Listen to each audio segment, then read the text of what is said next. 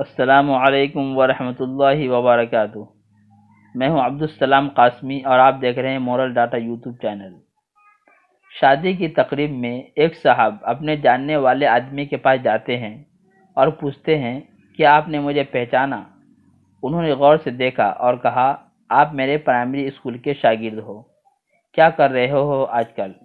شاگرد نے جواب دیا، میں بھی آپ کی طرح اسکول ٹیچر ہوں، اور ٹیچر بننے کی یہ خواہش مجھ میں آپ ہی کی وجہ سے پیدا ہوئی ہے۔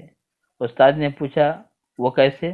شاگرد نے جواب دیا، آپ کو شاید یاد ہو، ایک بار کلاس کے ایک لڑکے کی بہت خوبصورت گھڑی چوری ہو گئی تھی اور وہ گھڑی میں نے چرائی تھی۔ آپ نے پوری کلاس کو کہا تھا کہ جس نے بھی گھڑی چرائی ہے واپس کر دے۔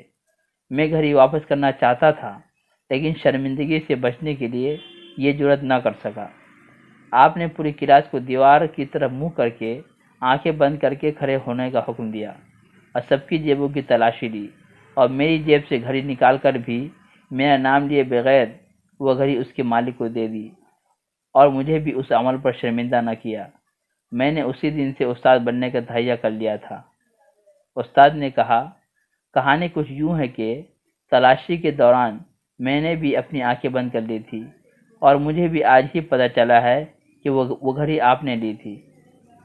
کیا ہم ایسے استاد بن سکتے ہیں جو اپنے اعمال سے بچوں کو استاد بننے کی ترغیب دے سکیں، نہ کہ چھوٹی چھوٹی غلطیوں پر بچوں کو پوری کلاس کے سامنے شرمندہ کریں؟